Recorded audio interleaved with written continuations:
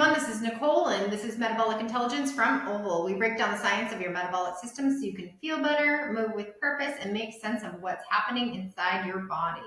Today I'm joined by Dylan, an exercise physiologist and strength and conditioning specialist who has trained professional athletes, celebrities, and executives for more than 25 years. Let's get into our topic today, which is the Oval Self-Test. Awesome. So this is a new product that just came out from Oval, and the self-test is really meant for the mass population. Dylan, is that true? It's meant for like the average person who really wants to take their health into their own hands. Tell us more about it. Up until this point, Oval's clinical gold standard model has been a technician-administered test, where you would have to go to a place where those tests are conducted on an exercise bike. A technician would be collecting blood lactate from you during the test itself. The self-test is done through a lot of the same process, but it no longer has to be administered by a technician and can be done without having to collect blood lactate draws. Oh, that's pretty cool. So am I possibly sacrificing accuracy by using a self-test versus a smart test or a VO2 max? There's really only about 1 heartbeat a minute variance between the technician-administered test and the self-test. Okay. And so is the self-test hard? They're both submaximal tests, so you still have to have access to an exercise bike, and you're just going to go through the procedures that are outlined in the Oval app.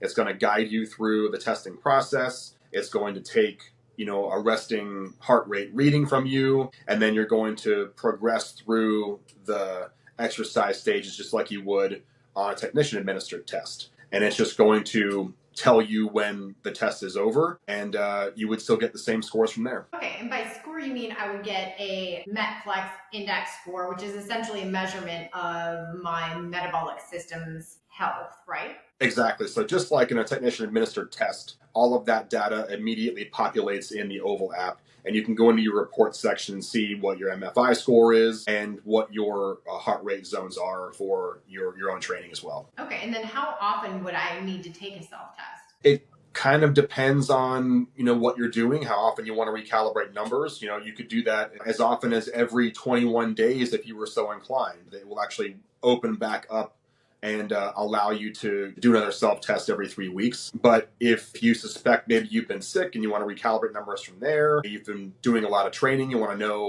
what's been updated, you could do that basically as often as you want to. Awesome. So as of this date of this video, you can do 1 of 2 tests, or you could do 2 tests, right? You could do a wellness self-test or a performance self-test. Can you tell us the difference between the two? The wellness self-test, it's basically going to give you a few different protocols for the test itself. And that really just means how fast are we going to progress through increasing intensities.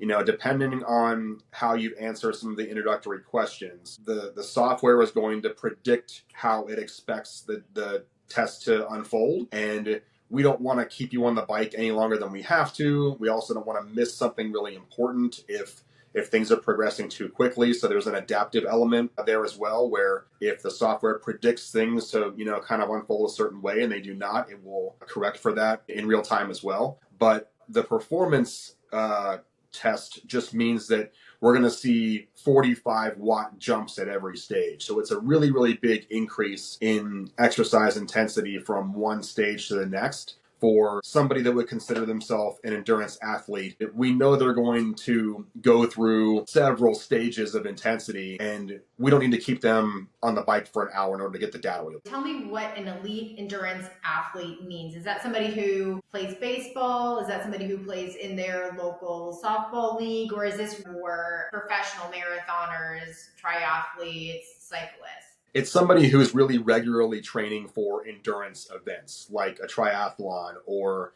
a long cycling race. They're training that way for the purposes of performance on a regular basis. Thanks for joining us. As always, if there's any topics you'd like us to cover, please feel free to submit them to social@oval.care and stay tuned for our next podcast.